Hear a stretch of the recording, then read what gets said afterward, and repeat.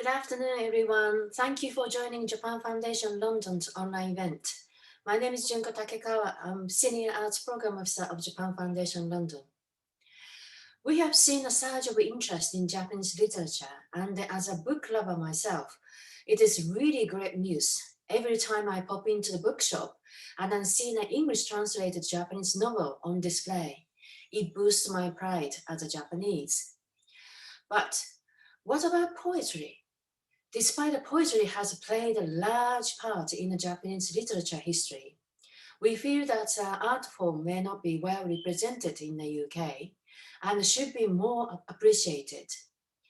Given that poems are even displayed in the London Underground, we trust that you, the audience, have a genuine passion for poetry, and this mini-series, Finding Japanese Poetry, will help you understand it. Today, I am pleased to welcome 3 panelists on this webinar. Michele Hutchison, the moderator of today's session, is an editor and writer and award-winning translator. A translation work includes The Discomfort of Evening, which was awarded the 2020 International Booker Prize. She has a long-standing career in a translation of poetry from Dutch to English. Previously, as a commission editor for various publishing houses, she is familiar with international literature scene. And rather uniquely, we have invited 2 poets to this session. Ms. Megumi Moriyama is a multi-talented figure. She is not only the well-established poet, but also the acclaimed translator, and her recent translation into Japanese of Arthur Waley's The Tale of Genji won her the 2020 Donald Keynes Special Award.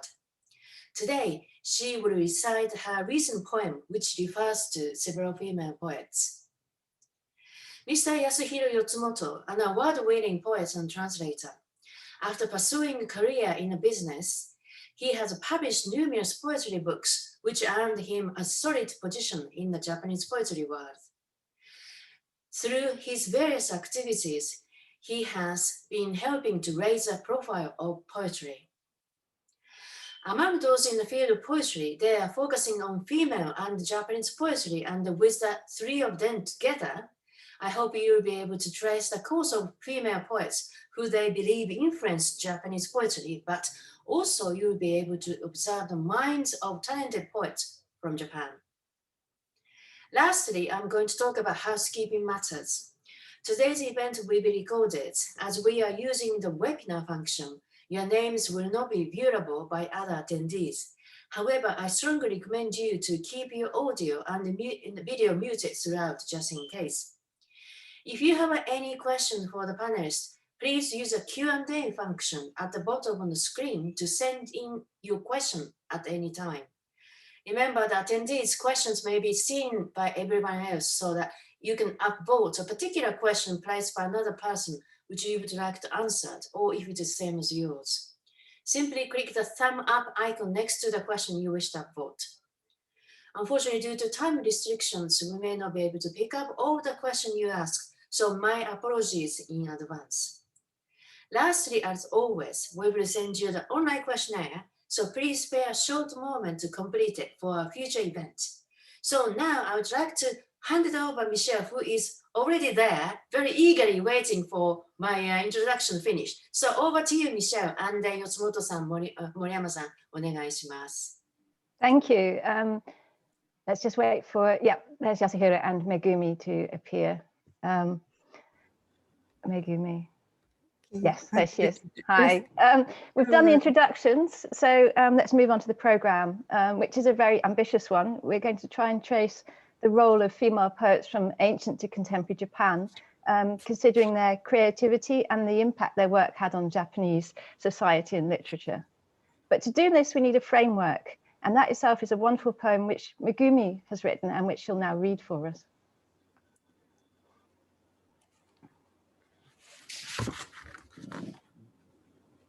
Nakazora. くるぶしの脆さに襲われ、足にぴったりのユルスナールの靴も見つけられず、どこへでも歩いて行きたかったのに、どこへもたどり着けなかった私。降ってくる灰とともに、墜落する、花に吸い込まれる、かすかな音、アリの一匹も後を追うように落ちてゆくそこへと。けれど、崖から次々身を投げた女たちの体は、それがね、1000年経っても100年経っても、どこへも届かない。消され続けてきた声は宙づり。戦え、戦え。バージニアが我が身を鼓舞する。消しても消されても声は幾度も膨らみ。振り乱れ、右輪に凍る雪よりも、中空にてぞ、我はけぬべき。中空に消えようとする浮舟という名の女君。それでも思い立ち、自ら川のほとりへ、浮舟の浮き身も、脆いくるぶしのまま踏み出す。消されても消されても声は消えず、手習いの言葉を紙の上に幾度もわな泣かせ。ああ、女たちよ、君死にたもうことなかれ。君を泣く。ああ、君もくすことなかれ。鼻の底に詰め込まれていた舌が這い上がってくる。細い喉首をくぐり抜け、せり出す。ルブタンのピンヒールは入らない、いらない。ぬるい慰めもいらない。かかとを蹴って宙へと身を踊らせる。Thank you. The translation you just saw on the screen was produced by Megumi herself, which is why no translator was credited. Yasuhiro, this is a poem that you picked as the basis for our discussion, so perhaps you could start by telling us why. Yeah, I was originally asked by the Japan Foundation to talk about either this subject of game changers in the Japanese poetry or another subject about women and poetry. And then the first thought that came to me was that women have always been the game changers in the 1500-year history of Japanese poetry, from Manyosho era to the present day. So I started to list up some women poets that I wanted to talk about. But then in the middle of doing that, this little poetry magazine came to me. And in this is Megumi's poem of Mid-Air. And to my pleasant surprise, I found some of those women poets that I was thinking about. So I thought it showcases the what I vaguely had in mind in a very effective way, and I decided right away that I should be using this as a framework of a discussion. Yeah, that's very handy. Thank you, Yotsumoto-san, for introducing me and my poem today. I'm very thrilled and honored because he is the best and the most respected contemporary Japanese poet. So I'm very happy to be here today. And talking a little bit about my piece, all these quotations and allusions in my poem are, in a sense, invocations, calling and addressing to the female forerunners to come and encourage us and empower us. I wanted their voices to resonate throughout my poetry writing. And I feel that they are here and beholding us today. Thank you. So should we go through the references in the poem in chronological order? The first one is to Japan's most famous novel. It's also been called the world's first novel, The Tale of the Genji, which was written by a woman, Murasaki Shikibu, and she was an 11th century noblewoman. Now, Megumi, you recently translated, back translated Arthur Waley's English translation of the book, which he produced in the 1920s and 30s. You translated it back into Japanese, so you have a very close relationship with the text yourself.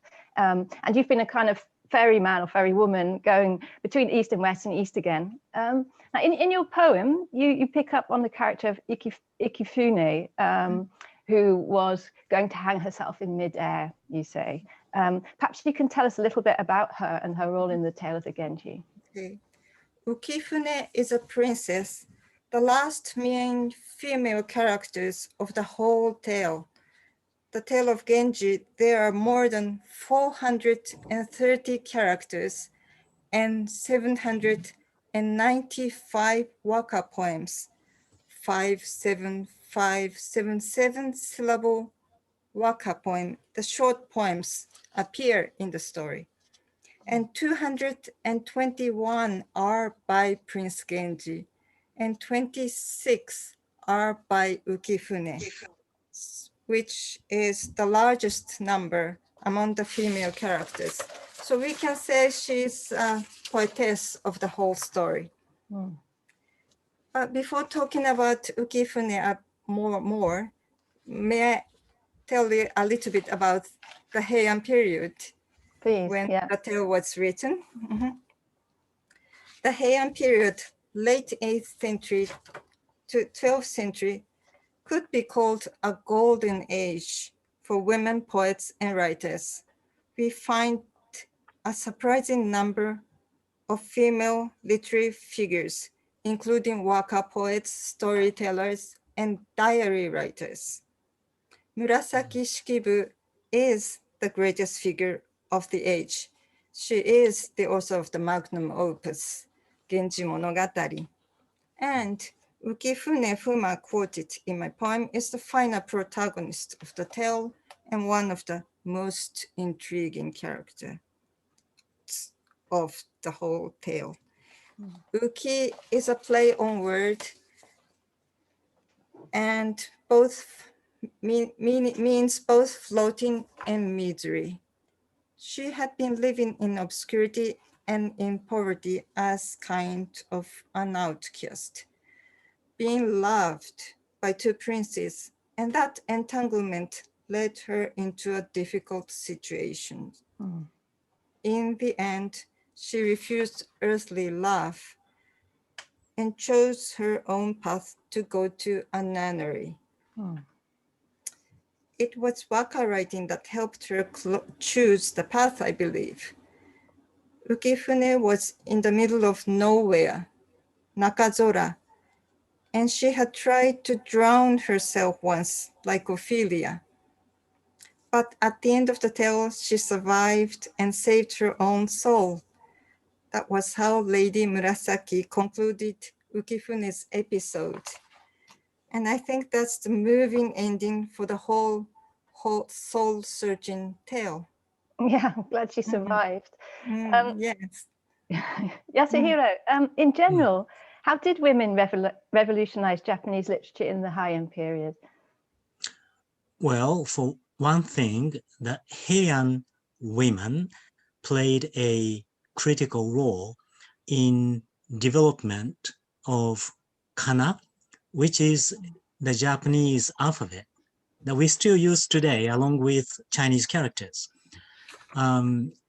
Women used it and also took part in the process of development of it to the extent that this kana alphabet was called women's hand, onna de, whereas the Chinese characters were called otoko de, man's hand.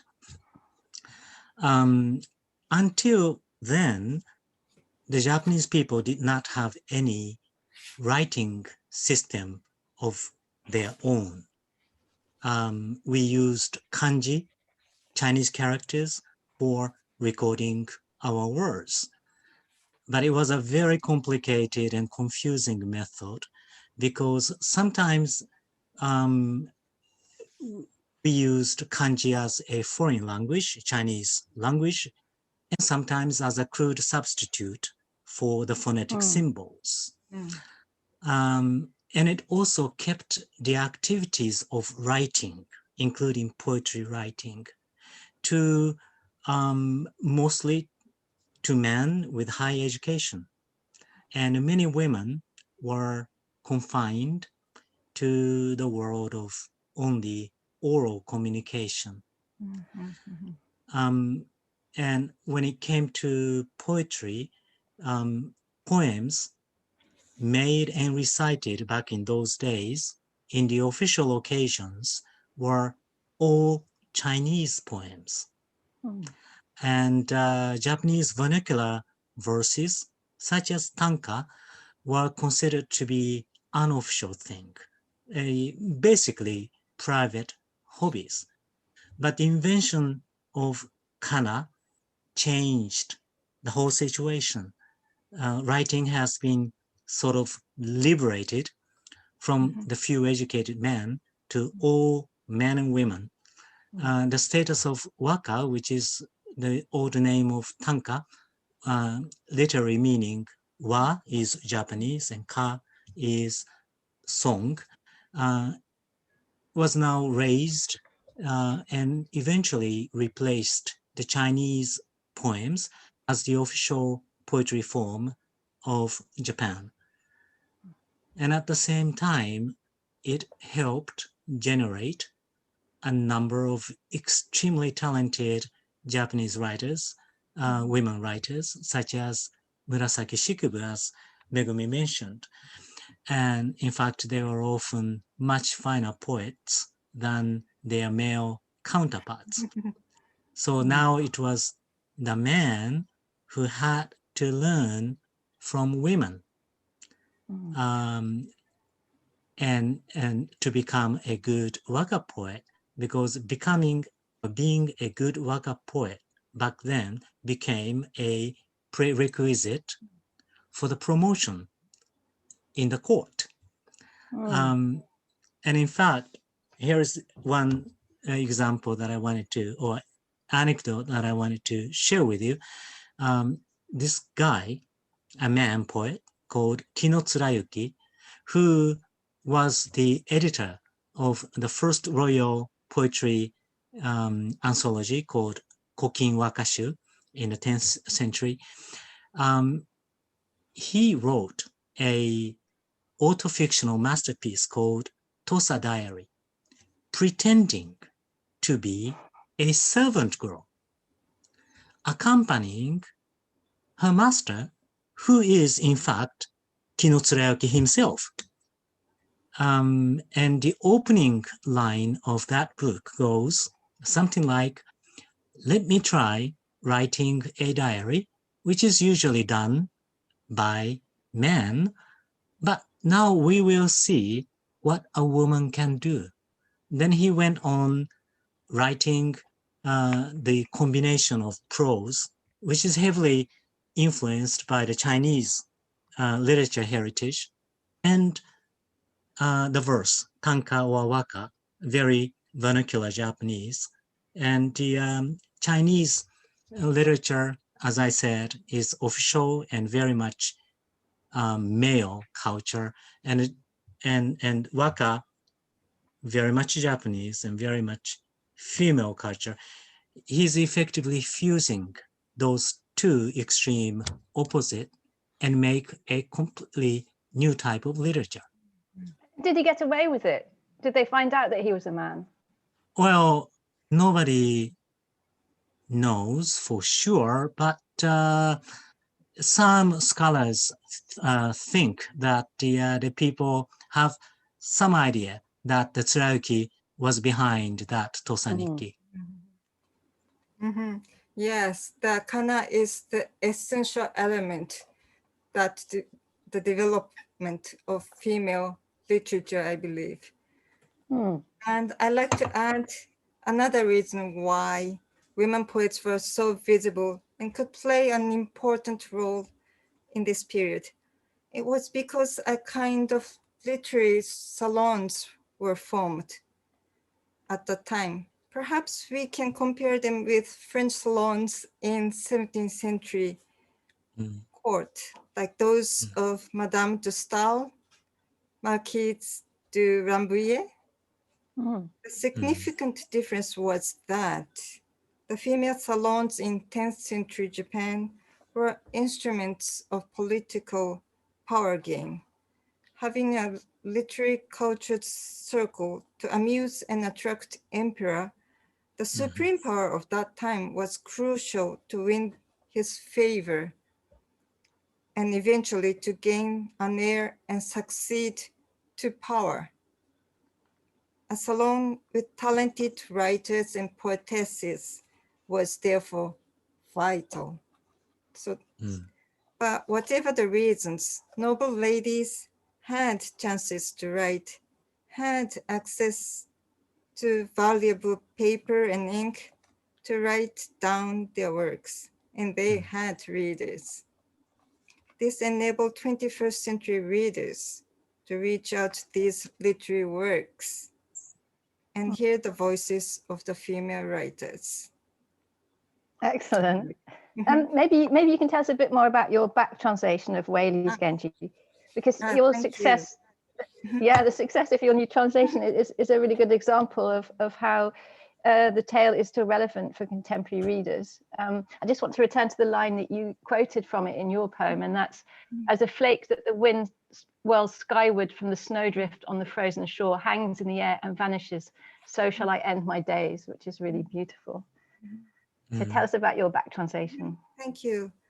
As you may all know, Arthur Whaley was the first person who translated the whole volume of tale into English and published them from 1925 to 1933.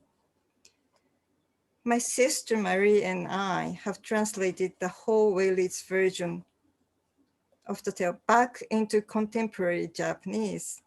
What we tried to achieve was recreate the tale, and if I may use the word from Russian formalism, it was to generate a ustranение, or defamiliarization of the tale.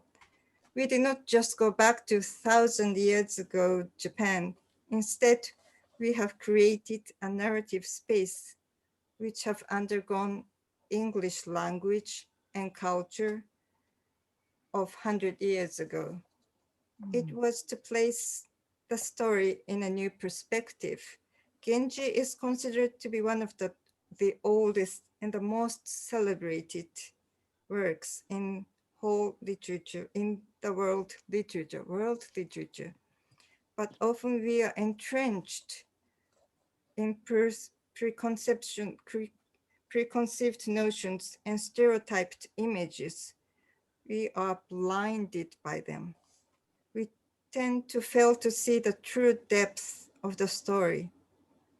The story and waka are beautiful. Many of the poems of the female characters are expressing their love, but we can also hear their agonies and sufferings of their lives. They are the same human being, just like us. We love, suffer, grow old, and die. So we can hear their voices. Thank you. So what we're showing on the screen now is the 4 volumes of yours and your sister's translations. Yeah. Yes, each have like 700 pages actually. So how long did it take? We spent 3.5 years. Can imagine. Yeah. Just for that. Yeah, well done. Yeah. Thank you. We have to move on to the next. We have to move on to the next poet because we don't have much time. But the next poet in midair is Yasuhiro Akiko, a post-classical poet who lived from 1878 to 1942, and is best known for her tangled hair, which was unconventional in its eroticism. She was also a pacifist. So let's look at her poem, which is now up on the screen, Thou Shalt Not Die. I'm just going to read the first stanza. Ah, my brother, I weep for you. Thou shalt not die. You, the last born, were most cherished of all of us all. Would your parents put a sword into your hands and order you to slay a man? Would they bring you up to 24 and then say, go kill, then die?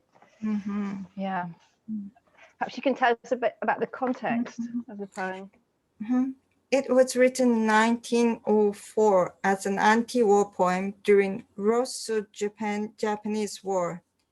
This is the supplication to her younger brother, who had been called to arms, not to die, not to kill. He was not born for it. In my piece, I have altered it to an appeal of women in general to speak up and stand up. Do not be acquiescent.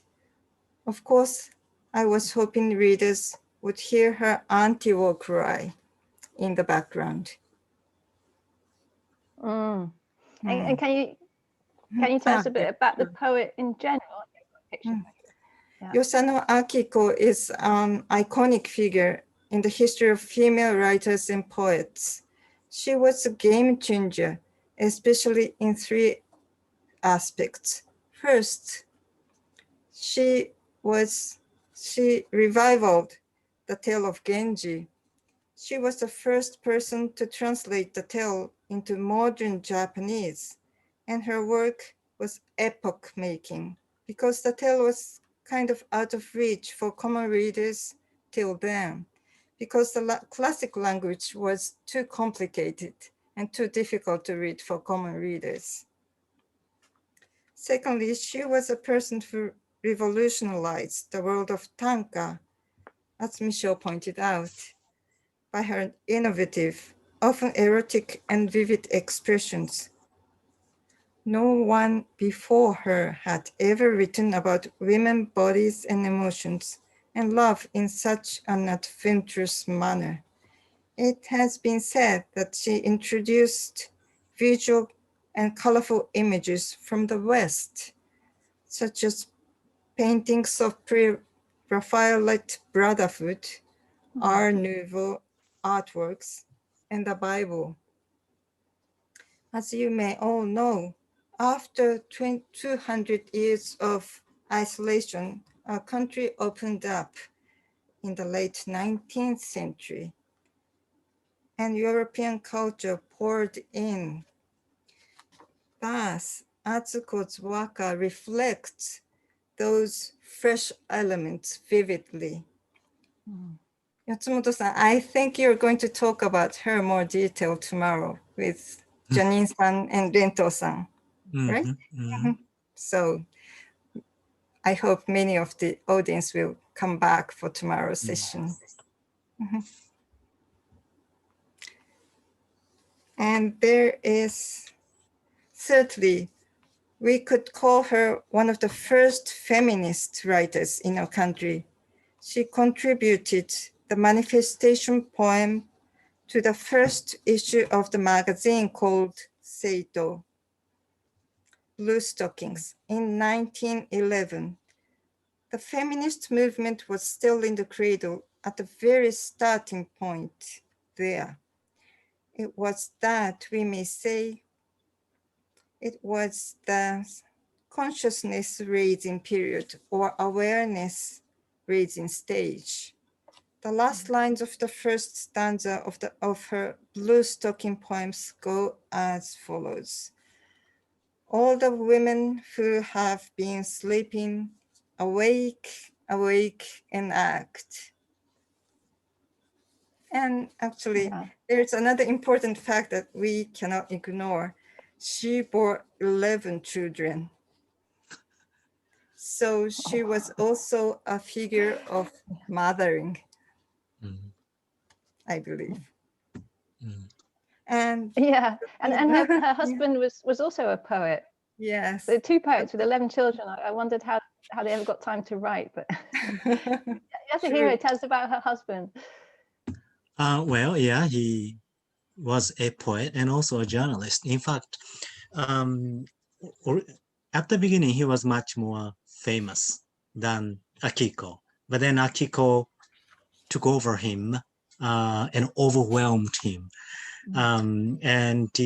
So he stopped writing, and Akiko sent him to Paris so that he got the new inspiration and maybe come back with some bestseller.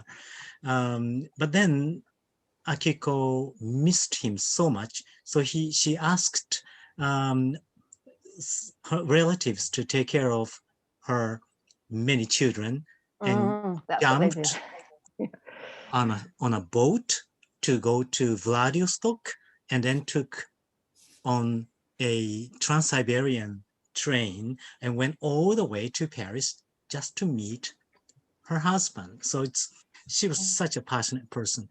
Anyway, her husband, a journalist, and he has a very high awareness of justice and freedom. He wrote a protest poem when his best friend, Oishi Senusuke, was executed by the government for his alleged involvement with the high treason incident, an attempt to assassinate Meiji Emperor in 1910. And that was a very brave act because the whole nation is quite nationalistic back then. But again, it was rather an unusual and isolated case. The Japanese male poets rarely, if ever, expressed their protest against the power and against the authority. In fact, during the World War II, almost all the prominent poets wrote war-praising poems. And I just wonder if Yosano Tekkan, her husband, was brave enough to write this protest poem if it were not for the presence of Akiko, his very passionate wife. Yeah, so it was the women who had to take up the role of pacifists. And the poem that we just looked at is also a pacifist poem, but war itself is quite a male subject matter in terms of literature. I wanted to ask Megumi about Virginia Woolf, because you quote The Waves in your poem, which is a book you've also recently translated from English into Japanese. In A Room of One's Own, Virginia Woolf tries to imagine what women's literature would look like. And she says the subject matter might be more domestic and internalized, and that the writer might have to break with established form. So you might have to get rid of the structure of the novel, even the structure of the sentence, and create some kind of more fragmented form of literature. Is this something you see in Japanese women's literature? Thank you for the fascinating question. That's a huge topic. One of the main characters of The Waves at the end of the story says, "I have done with phrases, how much better is silence. I need a little language such as lovers use. Words of one syllable, I need a howl, a cry." I definitely feel that is essentially closer to feminine poetic language. And écriture féminine, if you may allow me to use the term quite loosely, while logos, the masculine language, is more structured and logical. And we traditionally have a short, in a sense, fragmented verse forms such as haiku and waka. And there are emerging numbers of female creators in those fields. So it can be said that it's the sign of the female writings are emerging. And having said that, Virginia Woolf, in Room of One's Own, she is quoting Samuel Taylor Coleridge and says, the great mind is androgynous, right? And she writes, two parts, the male and female parts, have to work harmoniously. Above all, we cannot divide the two parts definitely. And two gender, we cannot divide two into two. And we poets certainly have androgynous mind, as Woolf suggests, I believe. And I would like to ask Michele about how your view on gender and writing, because You are the translator of the International Booker Prize winning The Discomfort of Evening. Michelle, would you make some comments on gender in writing? Oh, that's a really, really tricky one for me because, first of all, I think I'm moving between two languages and cultures, Dutch and English, which aren't as far apart as Japanese and English. And neither do I really get much choice in what I translate. So I'm offered jobs and I say yes or no, and I don't have much agency in what actually gets chosen. I do actually get asked to translate more women than men, certainly in terms of fiction. On The Discomfort of Evening, just very briefly, because it's off topic, but it's written from the perspective of a 10-year-old girl, but the writer is non-binary. So it certainly wouldn't be correct to identify this writing as écriture féminine. We need another kind of space, perhaps Woolf's androgyny. And if we were ever going to separate out male and female writing, there would have to be a space in between. And I also wonder whether feminine writing, if that exists, would not have to depend on some kind of political intention. We don't have like kana and kanji distinctions there's not two versions of the language that we could fall back on. The only thing I can think of is the stream of consciousness narrative, like Woolf uses, and perhaps that's the closest answer we have to that. Yeah. Anyway, let's get back on track and go back to our next poet, Ishigari Rin, who was nicknamed the bank clerk poet. And she did write about domestic life. Let's have a look at her poem. We're going to listen to her reading it. We can just play that.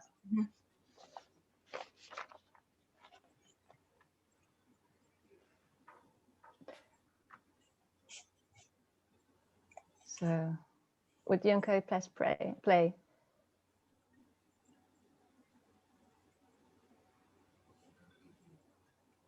It sounds like we're not going to be able to listen to it. Or is it going to come? No. Okay. No. Well, we could.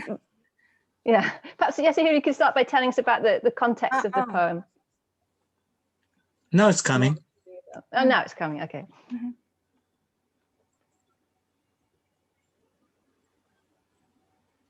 Or maybe it's not coming.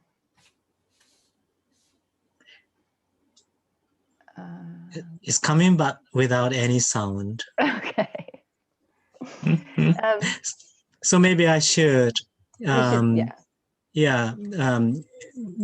provide a little background for this poet, Ishigaki Rin. She was born in 1920 in a rather poor family in Tokyo. And she started working as a bank clerk at the age of 14 to support the family. She never got married and kept working as a bank clerk for more than 40 years. And it was under this pressure of family and also a very male-dominated organization of a big bank that she kept writing her poems, which contain pretty sharp criticism against post-war Japanese society, but it never falls into any impersonal ideology. Instead, her poems are light and witty in tone and written in a simple everyday language, and yet reaching for philosophical and spiritual depth. So I would compare her to Szymborska in Poland. And this poem, Cliff, which is based on the true incidents, a horrible, horrible incidents where women were encouraged and even forced to jump off the cliff instead of becoming prisoners by American soldiers. And this was happening at the end of World War II, is a good example for her treating such a heavy and tragic matters in somewhat detached tone, but yet recreate the reality of that event to the reader's mind. Thank you. Megumi, maybe you can comment on her view of male-dominated Japan. Yes, as Yotsumoto-san described, in her poems, the voices of vulnerable and disadvantaged female echo. If we describe Yosano Akiko's attitude as consciousness raising, calling for women in general to awake and act, I feel Ishigaki Rin's one as a confrontation to the issues of patriarchal system and male-dominant social structures. Of course, as Yotsumoto-san said, her poems are not simply a commonplace criticism. Her words have such depth and acuteness, and her voice still has keen repercussion today. It's really profound poems. And if you want to hear it, you can go to the Poetry International website, and we'll put the link in the chat so that people can play the poem afterwards.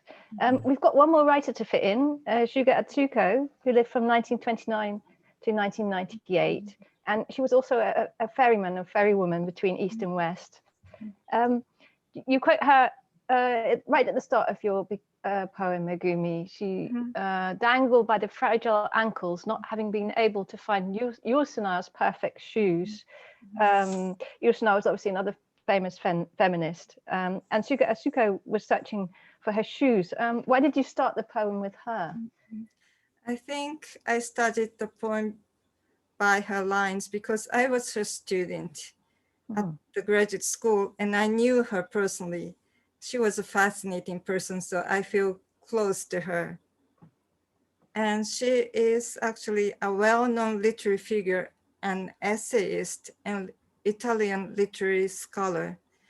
She also translated many Italian poems by such as Montale, Ungaretti, Umberto Saba into Japanese. And after the World War II, she studied in Paris, then moved to Italy and was deeply involved in Catholic left movement in Milano. We can say that she was a woman who took a plunge into the center of European culture and religion and experienced the two cultures firsthand. Atsuko is saying here that she had been looking for perfect shoes to walk in, but she could not find them. Of course, the shoes work as a metaphor of the instrument to open up her life, to explore, to find her way. I think these lines speak for many women who have not been able to open their lives on their own. I suspect it is the same for many of us, and for the ladies in the Heian period who were not allowed to take even a step outside their rooms. Yeah, that's it's whether it's bound feet or high heels, women have always been stopped from trying to move and walk, escape, and anything. And they are wearing the heavy dress. So. Yeah. One question that keeps coming up, it's been in the chat as well.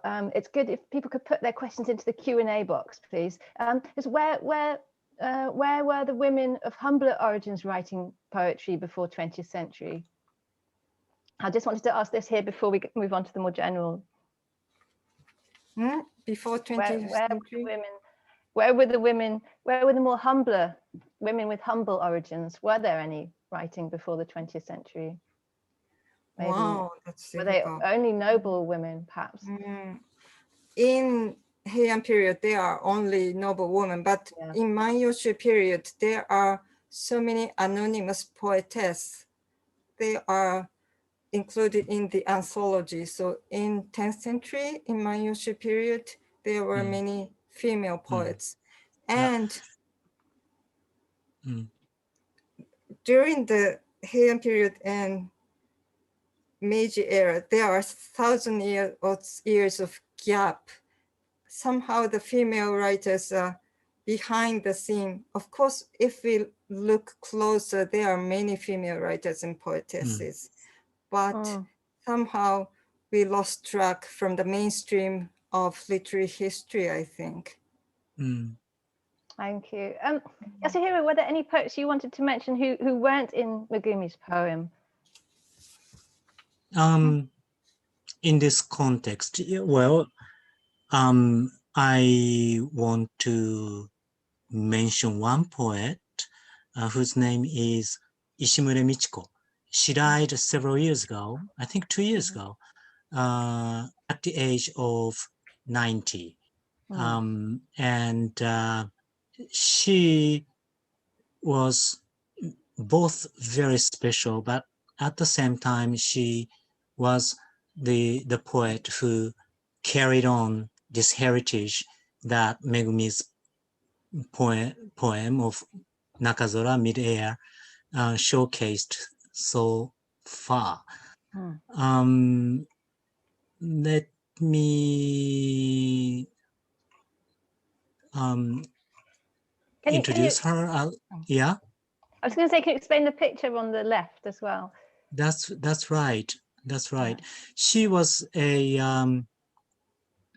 very much connected to her birthplace, which is the south of Japan, a little town called Minamata. And you may have heard a Minamata disease, which is a horrible industrial mercury poisoning. And she supported the victim of this Minamata disease, both as a activist and as a writer. And but what happens was really through her writing, she demonstrated the power of the poetic imagination and her empathy to the suffering. And somehow she transformed this local tragedy into a very universal human experience. And many people in Japan consider her worthy of the Nobel Literature Prize. Yeah, you need to be alive for that. Yeah. So this is the picture. Both pictures are Michiko-san when she was young and in the middle of these social activities supporting the victim of the disease, and the much later years. Thank you. You were just going to do a quick recap of our conversation before we move on to the questions. So Yasuhiro, if you can just do the closing roundup, and then we'll move on to the Q&A. Yeah. Well, first of all, I like to come back to this poem of Mid-Air, and when I first read it, the pleasant surprise of it, of seeing Yosano Akiko right after the tale of Genji or Murasaki Shikibu, and then jump to the Yurusnar and Virginia Woolf, and then back to Ishigaki Rin, and that was such a freedom and such a empathy to all the women writers in Japan and outside the country. And I was deeply touched, and I'm so happy today that we could share this poem and share the individual poets and the community that each of them created. And speaking of these Japanese women poets, without them, there have been no hiragana as we know it today. And without hiragana, no waka, no renga, or haiku. In fact, no Japanese poetry as we know it today. And in that sense, women were the mother of the Japanese language and its poetry. whereas maybe the Chinese language and its poetry could be called the father figure. And despite that, women poets have always been positioned in the fringe of the Japanese society, except for a very short period during this Heian period. And they had to keep writing their poetry under this enormous pressure and restrictions from both the nation and their own families. In other words, women poets have been the ultimate outsiders in the poetry circle, which itself is the outsider of the society at large. But because of that adversary, they have been the forces of resistance against inhumane and cruel power of all these things: feudalism, nationalism, military dictatorship, and in most recent period, capitalism or new liberalism, globalism in the 21st century. It is the strength of the outsider who is free from the central gravity of the establishment.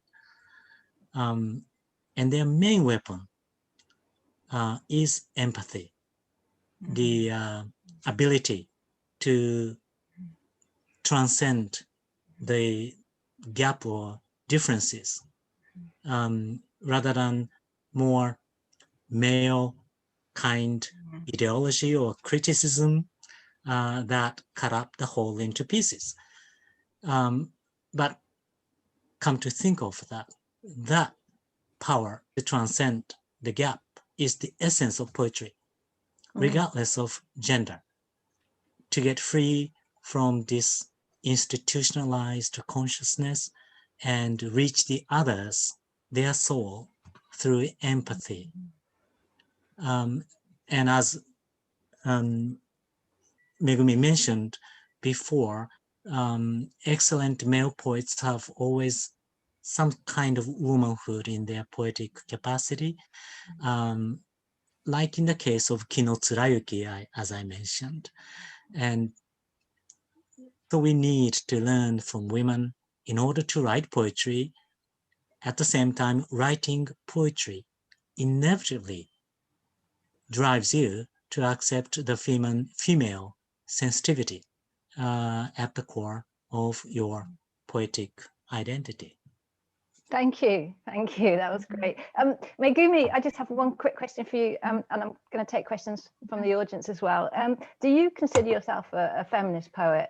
And what is the youngest generation of Japanese female poets writing about? It depends on how you define feminist poets. I consider all the poets who write about female or women are feminist, who listen to the subdued voices of women are feminist, I believe. And more specifically, all the poets who listen to the weak, the oppressed, the ignored, regardless of gender, should be called feminist. Michele kindly called me a ferryman between East and West and East again. If so, I would be very glad to carry the voices of the oppressed in my boat. And even the silence should be on my boat. I would love to carry those, all the voices and no voices or whatever. I want to carry those voices, and I like to be a mediator, to carry and across the river that divides the two confronting forces. And although we are all in a way floating boat in a floating world like Ukifune, we should have voices, even though we haven't reached anywhere solid yet. But I come to think of the title of my piece, Nakazora, the mid-air, is not necessarily a negative place, but can be positive. women voices will be passed down through generations, I think. Excellent. That was beautifully put. I'm going to take some questions here. There's one from actually an anonymous attendee. He says, or she says, would you recommend the back translation of Whaley's Genji to someone who can read Japanese but has never read any version of Genji in any language before? I definitely do, because it's me. Oh, it's you? I never read the real Genji before, only nor Asa Whaley's English version either, but I read Megumi's version of Asa Whaley's back translation, and that was really a joy, and I highly recommend you, the anonymous person, to do the same. Thank you. Thank you. For my part, I strongly recommend. Yeah. So it's the answer is very interesting version to introduce to the classic world. You can start with the same feeling as to 21st century person. You can go into the story more straightforward from our version of Tale of Genji, I think. Thank you. I've got a question from Andrew Buchanan. It says, one of my very favorite poetry books is The Ink Dark Moon, love poems by Ono no Komachi and Izumi Shikibu, who are, of course, other Heian era poets. It's beautifully translated by poet Jane Hearsfield and Mariko Aratani, and so communicates the original poetry very well. Can you recommend any other books such as this? I don't know whether there is a translation or not, but Shikishi Naishin no, the classic female poets, she writes beautiful waka poems as well. So I hope there are English versions. How about you, Yotsumoto-san? I can't think of any English translation of those classic the poets, but I just want to say that Izumi Shikibu is my favorite. I just love her. And just like Kino Tsurayuki, who wrote Tosa Diary, combining prose writing and waka or tanka together, Izumi Shikibu did the same. And in a sense, it's more scandalous, more fascinating, dealing with love triangle with a two brothers of princes, the sons of the emperor, and herself already being a married woman. So I hope that there is a good English translation of Izumi Shikibu Diary. I think there are free link for Izumi Shikibu Diaries and Murasaki Shikibu Diaries and Sarashina Nikki. So we can share the link to the audience, I think. Thank you. In English version, English translated version. Ooh, we've got time for two more questions. One of them in the chat from GW is someone who's looking to find poetry by women poets and hasn't found much in secondhand bookshops. Whether we have recommendations for how a non-native speaker could find out about Japanese poetry, new and old. I've actually got one answer to that myself, which is I used to edit an online poetry site called Poetry International Web. It's now called Poetry Archives, and Yasuhiro has been very instrumental in running the Japanese section of that, and it has a lot of Japanese poetry in original and translation. Yasuhiro, is there anything you want to add? They are mostly contemporary poets, but the beauty of that is that you can hear their voices. Today, we somehow missed to hear the reading of Ishigaki, but we managed to put the recordings for most of those poets that we featured in Poetry International Web. So I would recommend you go there and enjoy the voices of these women. And there is a resonance to 1,000-year-old the poems of Genji and Shikishinai and Izumishiku and all that. Brilliant. The very last question, because we've run out of time, from Gabriela Migueles. Thank you for presenting such an interesting topic. Would you comment a bit on the contemporary scene of women's poetry in Japan today? Contemporary scenario. Scene, Thank you for Gabriela. Yeah, I think she means scene. Scene. There are many good writers and Yeah. poets, I believe. Yeah.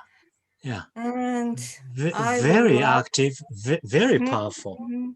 Yes, Yeah. I would love to show you many of the wonderful poets, but I don't know where. Yes, visit Poetry International site. But that's only a And fragment come to of this series of events. only a fragment of what we have here. We may have a kind of the resurgence of the Heian period now. The social structure is pretty similar that between Heian period and the contemporary Japanese society, as we call 令和、今令和だっけ、めぐみさん。ね、平成令和。It's basically quite peaceful, but kind of insulated. It's a lot of the inward pressure. And the people are, on one hand, happy and content, but on a deeper spiritual level, suffering. And they go to poetry and women's voices. Work in that adverse situation, and I think that must have something to do with this appearance of so many excellent women poets today in Japan. Brilliant. And we're going to have to close that. I'm so sorry. This is something I think we could talk for another hour or another day even. It's been really wonderful and exhilarating to hear both Yasuhiro and Megumi talk about Japanese poetry, Japanese women's poetry. I think we've been recorded, and so it should be available on YouTube later. There's lots of links in the chat. And I'm going to hand back to Junko from the Japan Foundation. Thank you. Hello, thank you so much for your inspirational talk. And I'm only sort of apologize that we couldn't actually make a sound of that Ishigaki-rin. Do you think, Darian, can you just play it now? Darian? Yeah. Cliff. Cliff. 崖。戦争の終わり、サイパン島の崖の上から次々に身を投げた女たち。美徳やら、義理やら、体裁やら、何やら、火だの、男だのに追い詰められて。飛ばなければならないから飛び込んだ行き場のない行き場所。崖はいつも女を真っ逆さまにする。それがね、まだ一人も海に届かないのだ。15年も経つというのに、どうしたんだろう、あの女。Thank you so much. She's got a beautiful voice, and you can keep listening, her voices for many, many, many hours. But we need to close today's event. As actually Michele said and Yotsumoto-san said many times, that Poetry International has massive resources about not only the Japanese poetry and poets, but also the international, poets and poetry. So please visit. It's, if you want to know more about poetry and poems, that's the place you should visit. And today we heard voices from poets. Tomorrow we will hear the voices from translator who have done quite a lot of poetry translation. So Darian, do you have a slide to share? Yes, tomorrow at the same time, 1 o'clock on BST, and different time in the different places. So please just adjust your time schedule. And if you have a time, please join, because we have Yasuhiro-san once again, and Janine, and then Rento Takako-san, all of them, and distinguished translators, and then led by the Alan Cummings SOAS. So we are expecting to have a very interesting discussion today, as much as we had today. So thanks for you, all of you, Michelle and Yasuhiro-san, Morimura-san, to join and share your view today. Morimura-san, Moriyama-san, your poem was praised by many people. That was beautiful poem, everybody says. So I'm sure, I don't know whether English translation available somewhere, but I'm sure many people want to actually read it again. So if you have opportunity, share it with many people. Thank you so much. That's all from me. And thank you very much. I hope that you have a very nice afternoon. Bye-bye. Thank you. It was fascinating being here. Thank you. Thank you.